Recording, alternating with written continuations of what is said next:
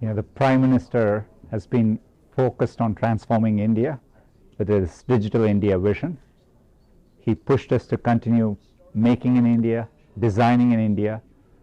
We are proud to now make our Pixel phones manufactured in India. He is really thinking about how AI can transform India in a way that benefits the people of India. He challenged us to think about applications in healthcare, education, agriculture, and he's also thinking about the infrastructure of India, be it data centers, power, energy, and investing to make sure India can transition. And we are proud to be partnering with India. We are robustly investing in AI in India, and we look forward to doing more.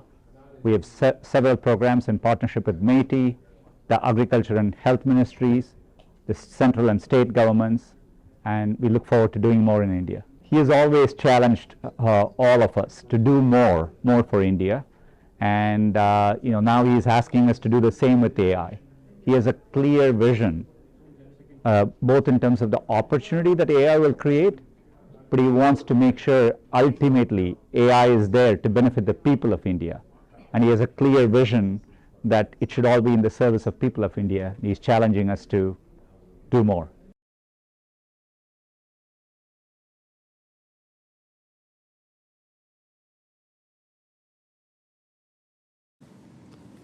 ज़्यादा समय तो नहीं था, लेकिन जितना समय मिला उसका मुझे भी लाभ मिला है और आपका आना मेरे लिए बहुत महत्वपूर्ण है। पिछले साल जब मैं वॉशिंगटन आया था तो मैंने टेक हैंडशेक एक कार्यक्रम में शामिल हुआ था और उस समय भी आप में से कुछ साथियों से मिलने का मौका मिला था। भारत में भी आप में से कई साथियों से समय समय पर मुझे मिलने का अवसर मिला है। आज एक साल बाद मैं दुनिया के बड़े बड़े जो इनोवेटर्स हैं उनके बीच अपने आप को गर्व महसूस कर रहा हूँ कि मैं आप सबके बीच आज बैठा हूँ। मैं जो ऊर्जा देख रहा हूँ, जो उत्साह देख रहा हूँ और भारत के प्रति जो एक भरोसा देख रहा हूँ, ये वाकई हमें बहुत ही सुखद लगता है, क्योंकि जब आप जैसे एक्सपर्ट लोग कोई बात बताते हैं बदलती हुई दुनिया के विषय में और भारत की संभावनाओं के विषय में, तब भारत में भी एक नीति निर्धारण में हमारा विश्वास बढ़ जाता है। कुछ चीज़ों का सुझाव भी आपने दिया है, मेरी टीम ने सारी चीज़ों को नोट किया है, क्योंकि हम चाहते हैं कि आप जिस दुनिया में काम करते हैं और आप जिन दुनिया को अच्छी तरह जानते हैं और जिसका भविष्य भी आपको अनुमानित है, और तब आपके सुझाव आते हैं, वो सुझाव बड़े वैल्यूएबल होते हैं। आपके अनुभव मेरे लिए बहुत अहम है और इसलिए मैं भले ही टाइम छोटा रहा होगा तो कम रहा होगा, लेकिन उस महत्वपूर्ण बातों को बहुत तवज्जो देता हूँ, उसको बहुत बड़ा स्वाद देता हूँ। एक बात सही है कि 21वीं सदी टेक्नोलॉजी ड्रिवन है। शायद ही जीवन का कोई क्षेत्र ऐसा होगा कि जिसको अब टेक्नोलॉजी ड्राइव न करती हो। किसी समय टेक्नोलॉजी का प्रभाव था, अब मैं देखता हूँ टेक्नोलॉजी ड्राइव करने वाली है। लेकिन ऐसे समय में सिर्फ टेक्नोलॉजी या टेक्नोलॉजी प्लस डेमोक्रेसी, इसका एक संतुलन बहुत जरूरी है, क्योंकि डेमोक्रेटिक वैल्यूज और टेक्नोलॉजी का मिलना मानव कल्याण की गारंटी देता है, एक विश्वास पैदा करता है। एंड टेक्नोलॉजी माइनस डेमोक्रेसी, मैं समझता हूँ किसी भी संकट के लिए एक वातावरण पैदा कर देता है। और भारत एक देश है जिसके पास टैलेंट भी है डेमोक्रेसी भी है, मार्केट भी है। और ऐसी गोल्डन अपॉर्चुनिटी मैं समझता हूँ बहुत रेयर होती है जो आज भारत के पास उपलब्ध है। और आप में से बहुत एक लोग हैं जिनका भारत के साथ निकटता रही है, आपका अनुभव भी रहा है, और आपने ग्लोबल लेवल पे कई जगह पे काम किया है और भारत में भी काम किया है, तो आप कंपैरिजन भी कर सकते हैं। और उस कंपैरिजन में भी आप देखेंगे कि आपको +1 की पोजीशन वहाँ नजर आएगी। और इस अर्थ में मैं इसको बड़ा महत्व मानता हूँ।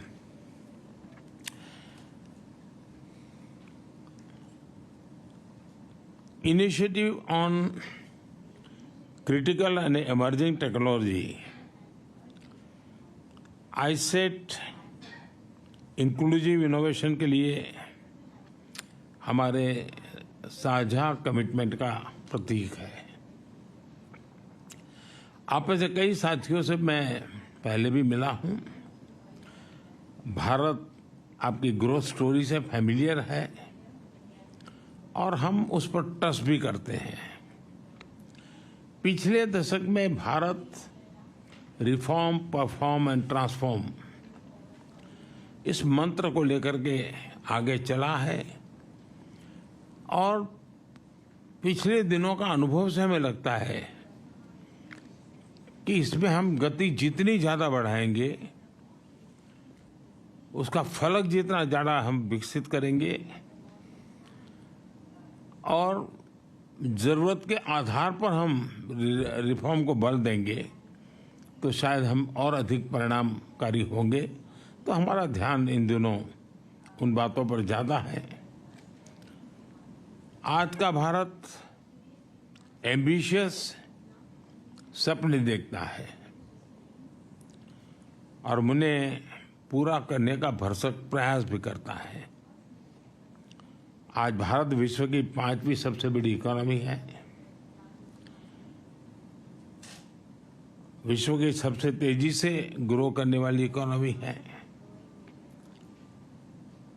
और मैं पक्का मानता हूं कि मेरा ये जो तीसरा कार्यकाल है उसमें हम 3rd लार्जेस्ट इकोनॉमी का हमारा जो गोल है उसको हम अचीव कर लेंगे, क्योंकि आज हम हाईएस्ट ग्रो करने वाले लोग हैं।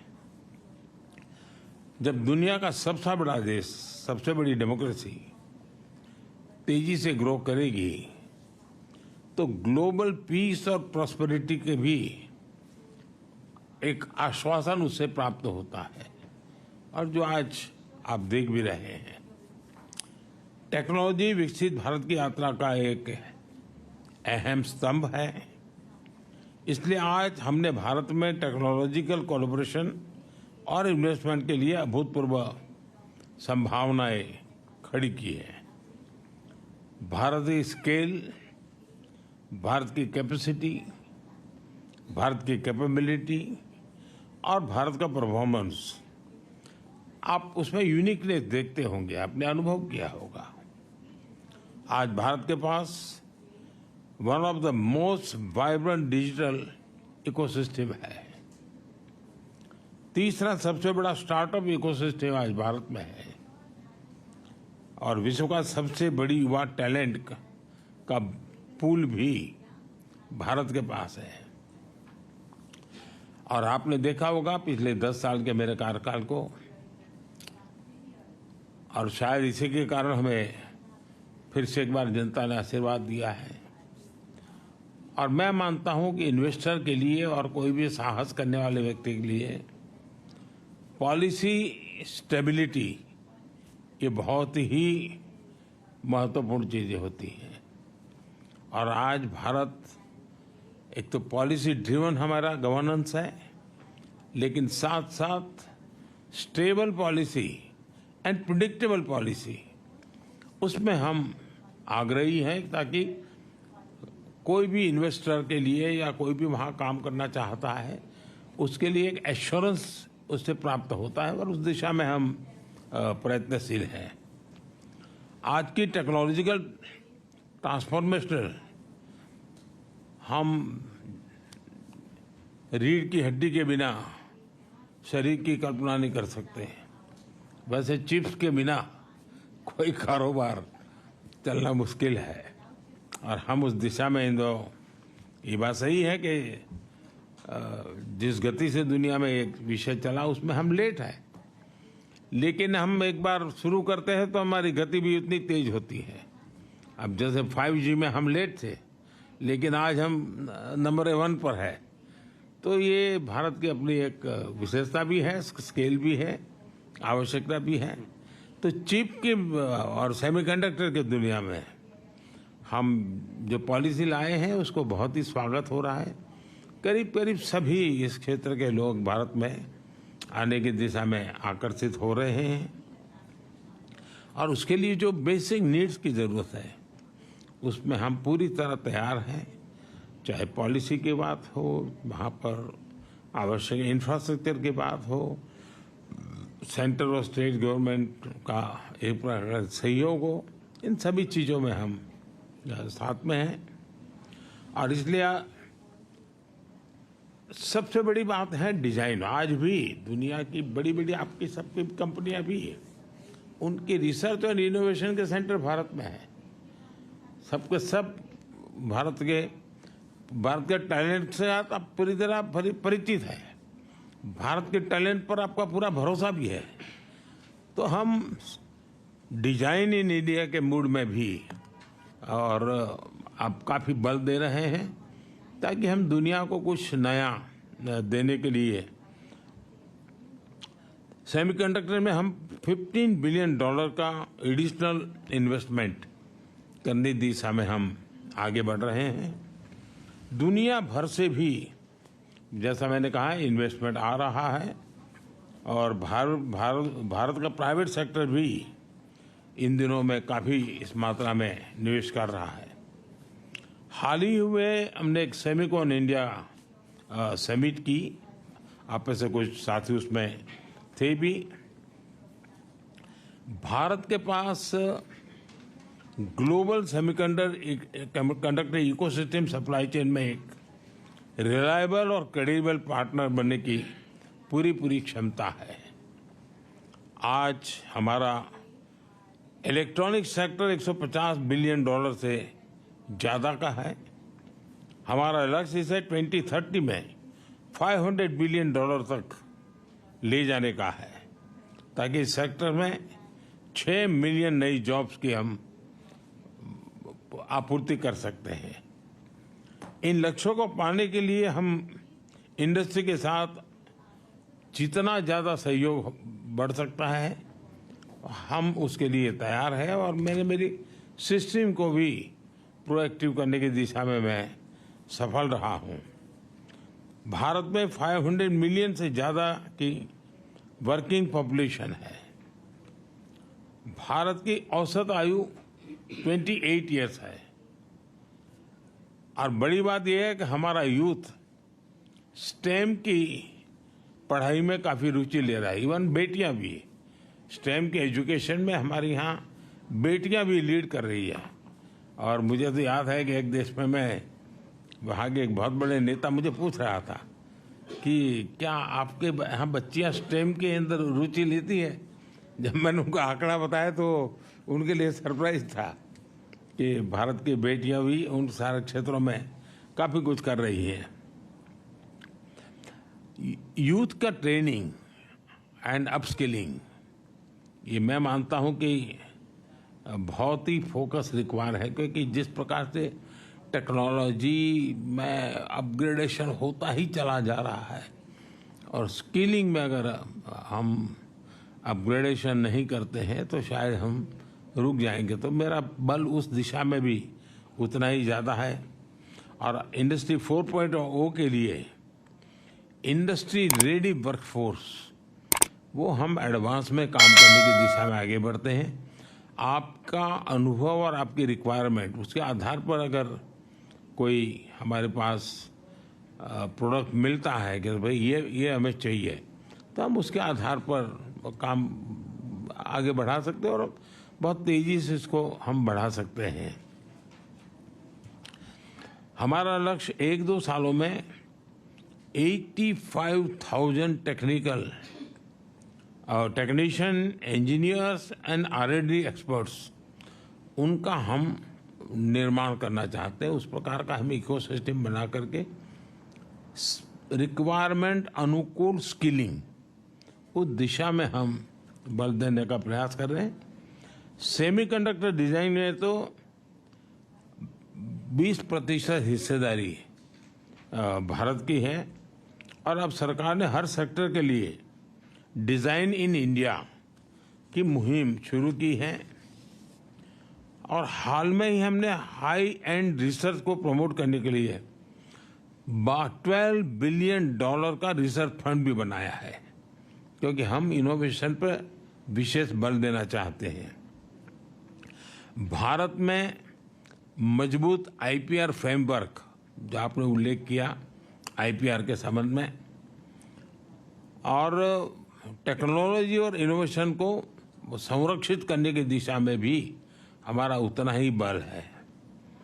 हमने जो नया डेटा प्रोटेक्शन लॉ बनाया है, उससे भी आप जैसे साथियों को महत्व है। अब डेटा प्रोटेक्शन लॉ का तो महत्व ही है। अब मैं डेटा पॉलिसी को लेकर के भी आ रहा हूँ, और मैं गवर्नेंस के मॉडल में डेटा गवर्नेंस पर भी बल दे रहा हूँ। मैं गवर्नेंस में एक साइमल्टेनियस पिलर खड़ा करना चाहता हूँ, जो गवर्नेंस के ट्रेडिशनल मॉडल है, उसके साथ साथ एक गवर्नेंस का, डेटा गवर्नेंस का मॉडल, ये दोनों साइमल्टेनियस कैसे काम करे, क्योंकि बदलती हुई दुनिया में ये बहुत बड़ा रोल प्ले करने वाला है, और हम उस दिशा में आगे बढ़ने का प्रयास कर रहे हैं। भारत AI स्ट्रेटजी बनाने वाले सबसे पहले देशों में से एक है। और मैं तो जब पिछली बार यहाँ आया था तो व्हाइट हाउस में हमारी एक छोटी सी टेक्निकल ग्रुप की मीटिंग थी, उसमें सुंदर भी थे, और उस दिन मैंने कहा था कि मेरे लिए AI का मतलब है अमेरिका इन इंडिया। तो हम उस ताकत को और बढ़ाना चाहते हैं, और भारत ने जो टेक्नोलॉजी को डेमोक्रेटाइज करने की दिशा में जो काम किया है, वो हर प्रकार के डिवाइड को खत्म करने वाला एक बहुत ही सफल प्रयोग है, ऐसा हम अनुभव कर रहे हैं। भारत AI के रिस्पॉन्सिबल और एथिकल उपयोग के लिए भी प्रतिबद्ध है। हम G20 समिट में बैठे थे, उसमें भी एथिकल यूज ये एक सबसे बड़ा एजेंडा विषय था हमारा, और उसमें मैंने एक सुझाव दिया था कि जिस प्रकार से एविएशन किसी एक देश या एक राज्य के नियमों से नहीं चलता है, पूरा aviation sector global rules and regulation चलता है। दुनिया का छोटा देश होगा तो भी उसने अमेरिका के स्टैंडर्ड से ही एविएशन चलाना पड़ेगा, और अमेरिका कितना ही बड़ा देश कहने को अपनी मनमर्जी से नहीं चलेगा, उसको भी छोटे देश की पद्धतियां हैं उसको स्वीकार करना पड़ेगा। जिस प्रकार से एविएशन सेक्टर ग्लोबल गवर्नेंस बन चुका है, वैसा ही डिजिटल हमें ग्लोबल गवर्नेंस का मॉडल ही खड़ा करना पड़ेगा। किसी एक देश का governance, rules and regulation digital world के लिए चलने वाला नहीं है, और हमारे सामने मॉडल है। एविएशन सेक्टर एक सक्सेसफुल मॉडल है, सब लोग उसको फॉलो करते हैं। तो मैं G20 में इस विषय को मैंने बहुत आग्रह से रखा है, आगे भी मेरा ये प्रयास है। इतना ही नहीं, मैंने ये भी, जिस प्रकार से डीप फेक के कारण लोग आज परेशान है, तो उसके सामने भी मैंने एक कहा है कि क्यों न हम, जब तक कि समाज तैयार नहीं होता है, तब तक एक वाटरमार्क, हर इस प्रकार की चीज़ों पर वाटरमार्क आना चाहिए कि AI जनरेटेड है। तो एक व्यक्ति को लगेगा भाई इस पर मैं भरोसा करूं या ना करूं। और मैं मानता हूं कि आप जैसे जो टेक्नोलॉजी का एक्सपर्ट है, मानव जाति की बड़ी सेवा होगी। ये ठीक है, एक स्टेज आने के बाद शायद जरूरत नहीं पड़ेगी, लेकिन आज हम उस स्टेज पर हैं, हमें जरूरत पड़ेगी। तो वाटरमार्क के साथ AI जनरेटेड वाटरमार्क, ये कोई भी प्रोडक्ट आएगा अगर AI टच है तो ऊपर आएगा ही, ऑटोमेटिक आएगा कि AI जनरेटेड है। उसके लिए रूल्स एंड रेगुलेशन काम नहीं करेंगे, technology will give a solution. और इसलिए मैं समझता हूँ उस दिशा में भी अगर इतने सारे ब्रेन्स यहाँ हैं तो आप जरूर कुछ न कुछ कंट्रीब्यूट कर सकते हैं। आज भारत तेजी से ग्लोबल बायोटेक पावर हाउस के रूप में उभर रहा है और जैसा आप सब साथियों ने कहा, भारत में बायोफार्मा रिसर्च प्रमोट करने के लिए एक फर्टाइल इकोसिस्टम है। भारत में बड़ी संख्या में साइंटिफिक टैलेंट पूल तो है ही है, भारत का बड़ा और डाइवर्स जीन पूल भी है। भारत की विशालता और विविधता, ये मैं समझता हूँ कि वहाँ एक बार कोई चीज़ पायोनियर रही है और उसमें प्रयोग हुए हैं तो वो दुनिया में कहीं पर भी वो लागू हो सकते हैं। इतनी विशालता और विविधता वहाँ भरी पड़ी है। एफोर्डेबल रिसर्च की पॉसिबिलिटी भी है और एफोर्डेबल मैन्युफैक्चरिंग और एश्योर्ड क्वालिटी भी है। बायो सिक्योर एक्ट जो कैपेसिटी गैप क्रिएट का होगा, भारत उसे ट्रस्टेड और एफिशिएंट तरीके से पूरा कर सकता है। बायो मैन्युफैक्चरिंग को बूस्ट करने के लिए हम बायो E3 पॉलिसी लेकर आए हैं। आपके साथ ध्यान में आया होगा, पिछले सप्ताह ही मैंने मेरी कैबिनेट में बायो E3 की पॉलिसी हम लेके आए हैं और एक बहुत फ्यूचरिस्टिक पॉलिसी हमने बनाई है। बायो E3 यानी biotechnology for economy, employment and environment, इन तीनों चीज़ों को लेकर के मैंने बायो E3 पॉलिसी को बल दिया है।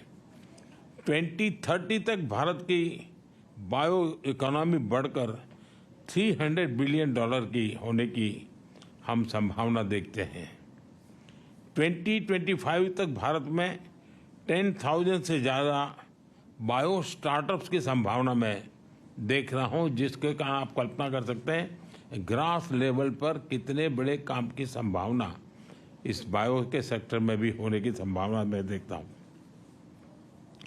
हमारा लक्ष्य है कि हेल्थ सिक्योरिटी और ग्लोबल चैलेंज के सॉल्यूशन देने में भारत लीडरशिप के रोल में हो और जिसमें आप सबका सहयोग बहुत बड़ी हमें ताकत दे सकता है। भारत प्रो प्लैनेट पीपल की अप्रोच को लेकर इंफ्रास्ट्रक्चर बना रहा है, इनोवेट कर रहा है। 2030 तक 500 गीगावाट रिन्यूएबल एनर्जी के टारगेट को अचीव करने के लिए हम एक साथ कई स्तर पर काम कर रहे हैं और इसलिए आपके लिए मैन्युफैक्चर में भी अद्भुत संभावना है। फ्रेंड्स, आत्मनिर्भर और सशक्त भारत की विकास यात्रा में आप सभी को मैं एक सहयात्री के रूप में, एक सहभागीदारी के रूप में हमेशा मानता हूँ, देखता हूँ और उस प्रकार से हमारी यात्रा भी रही है, आप सबका अनुभव भी है। और मुझे विश्वास है कि भारत और अमेरिका की टेक कंपनीज मिलकर ग्लोबल चैलेंजेस के समाधान से में अहम रोल निभाएगी। मेरी टीम आपके जो सुझाव मिले हैं उसको भी और आपने जो एक विश्वास व्यक्त किया उसको भी हम उसको बड़ी गंभीरता से लेते हुए आवश्यकता के अनुसार उसको हम फॉलोअप भी करेंगे। मेरे द्वार तो हमेशा खुले रहते हैं। मैं हमेशा एक विद्यार्थी की तरह आप सबसे कुछ सुनता हूँ, सीखता भी हूँ और गवर्नेंस में उसको लाने का प्रयास भी करता हूँ ताकि मेरा देश भी उतना ही तेज़ी से आगे बढ़े। लेकिन मैं फिर से एक बार आप सब समय निकाल करके आए, मैं आपका बहुत बहुत आभारी हूँ और मैं आपका हृदय से आभारी हूँ कि आप चिंता किए और इस काम को आगे बढ़ाए हो। बहुत बहुत धन्यवाद जी।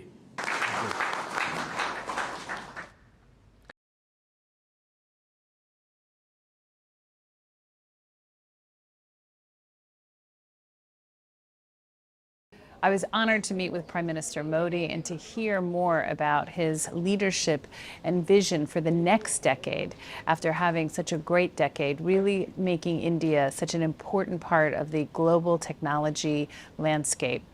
I was also very excited to hear about the commitment of so many other companies like Accenture to continue to grow our business in India and to have our individuals in India serve the globe. It's an exciting time.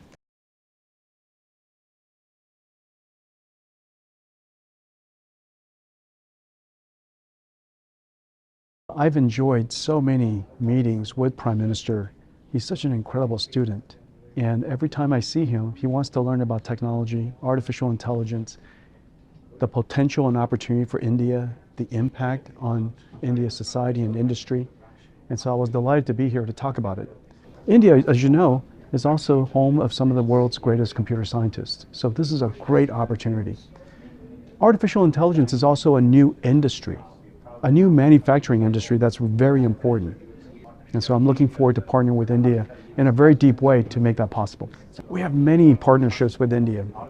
For one, we're helping India gain access to our most advanced technologies. We're partnering with internet companies like Yotta and end-to-end networks and to create the latest generation AI supercomputers in India for all of the startups. India is the home of the third largest startup economy. And so this new generation of startups are all based on AI. And in order to do so, you have to have AI infrastructure. Just the number of partnerships we have all over India. Every IIT has an NVIDIA AI Center of Excellence. We're teaching professionals, we're teaching students how to upskill into this new world of AI. AI in a lot of ways is very complicated technology, but in the end, what it enables a country to do is take advantage of technology, take advantage of computers in a way that has never been possible before. And so AI really democratized computing. This is India's moment. You have to seize the opportunity.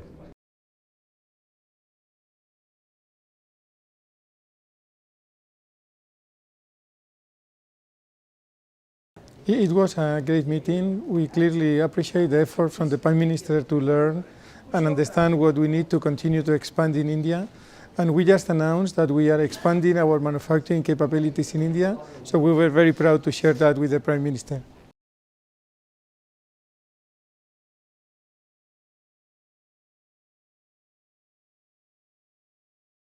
Prime Minister stated to me that he wants to make India energy independent. He wants to rapidly grow clean energy in the country. And meeting was for clean energy. So I explained to him that the existing coal plants can be converted into our small modular reactors. The capacity at the plant will be increased by a factor of 3. Prime Minister is a very bright man, you know. He picks up things. He's very bright. I mean, he understands the issues. He understands the challenges, and I think that he gets it.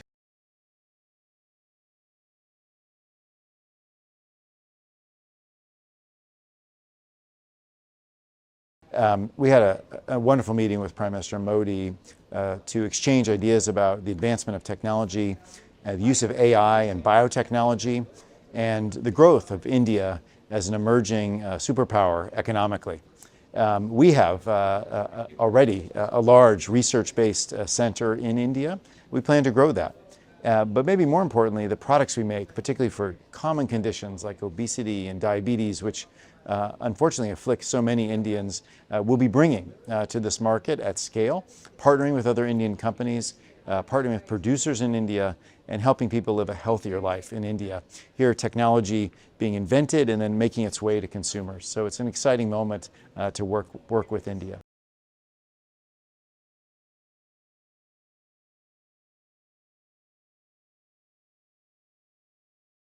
I think the Prime Minister has a vision that the 21st century is driven by technology and clearly wants to have India front and center in the progress of technology.